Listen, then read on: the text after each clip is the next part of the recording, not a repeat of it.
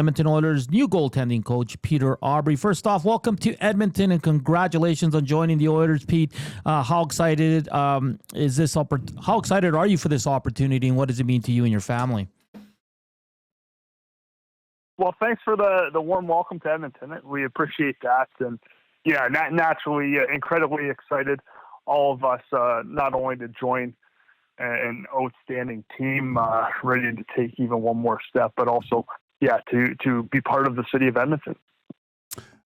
Peter, again, congratulations. This is a great opportunity. So take us through the initial steps of joining a new team, and what is the relationship building process of being the new goalie coach with established NHL goaltenders?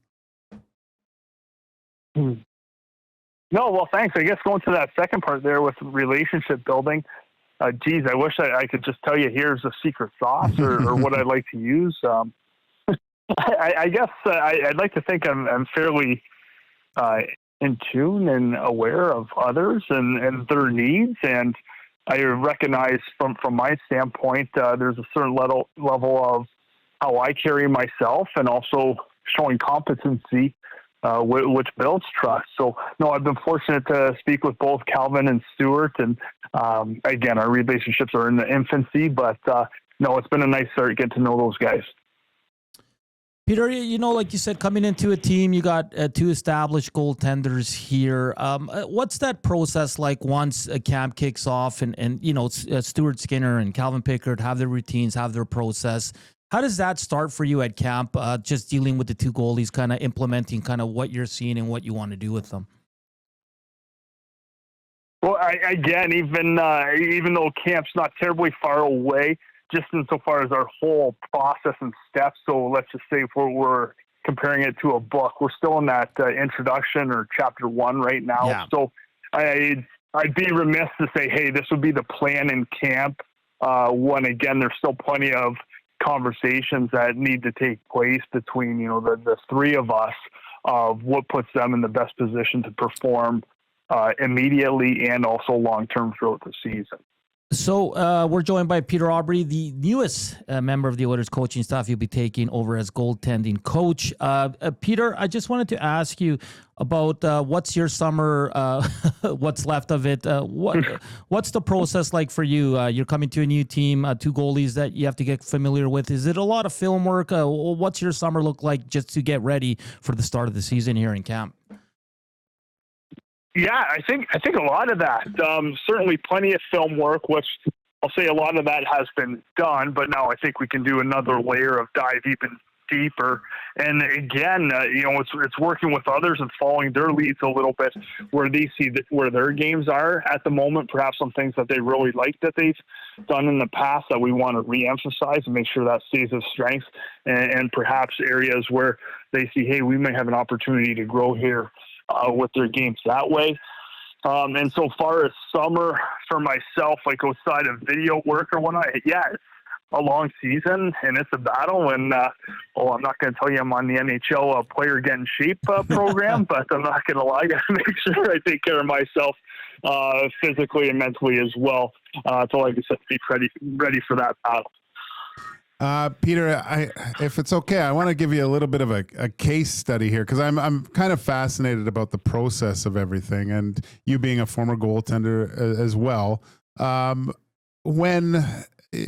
Once a game happens and one of the guys is playing and maybe plays well, there might be something that you see in that game that they could have done better, some things that they've done well, and how do those conversations happen after the game? Does it depend on the personnel? Do you try to get at it while it's fresh, so to speak, and have a discussion, or is it better to let it simmer a little bit and then go through that whole review of what happened during that game and then devising a plan moving forward from that point and building on that structure? Or what's your whole process, say, after a game?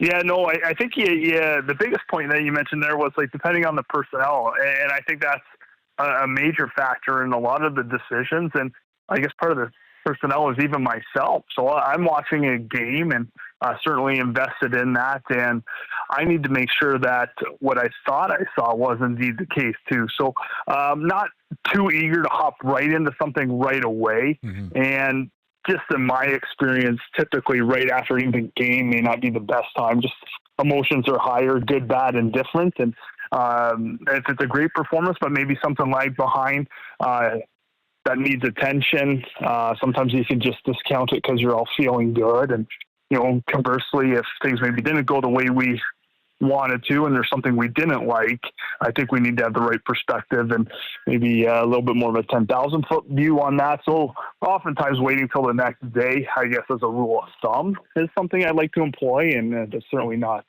always the case or whatnot.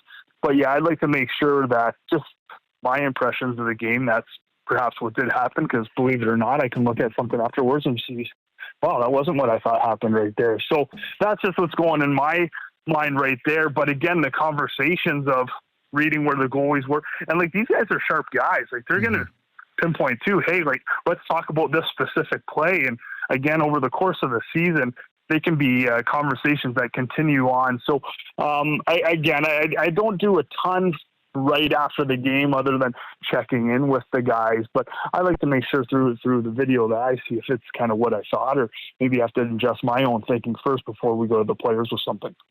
Peter Aubry, Oilers goaltending coach, joining us here on EST Afternoons. Joaquin Gage, Hernan Salas. Peter, you're familiar with Stan Bowman. You spent a lot of years in the Blackhawks organization, specifically with Rockford there. Can you just talk about your time there and kind of the lessons and the goalies you got to work with down there? Yeah, this is excellent. Love working for Stan in that organization. And again, fortunate to work with a lot of good coaches during my time there as well. And as you mentioned, goalie, same thing. Like, I've been really lucky throughout my career to work with some high-end guys, which have certainly impacted me, and take lessons from that in the immediate day-to-day, but also things that have affected me long-term. So I don't know if there's a goalie there in particular that you'd like to talk about, or an experience or whatnot, but yeah, go ahead. Yeah, you got a lot of interesting names. Soderblom is an interesting one, of course. Guy Lankinen as well. So specifically those two, Peter. How was it working with those two gentlemen? Yeah. Okay. Fantastic. I'd say slightly different goaltenders, and at the same time, personality-wise, they were both very similar. They both come to the rink ready to work, and they like having a plan. And both of those goaltenders, again, as they wanted to grow and get better while also maintaining like a strong sense of when they're at their best, what they do, how it needs to feel.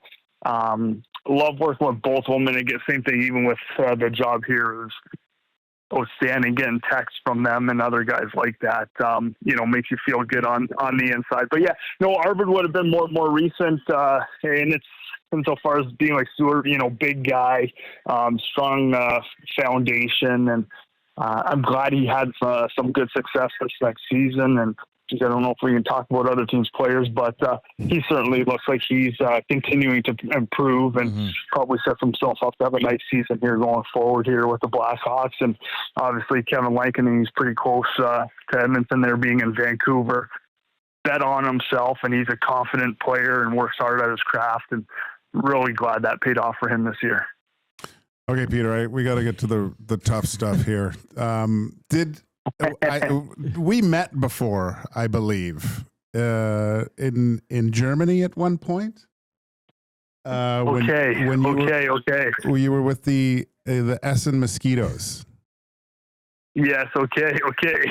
So I think I was the guy coming in, and I remember meeting you in the dressing room there with Essen.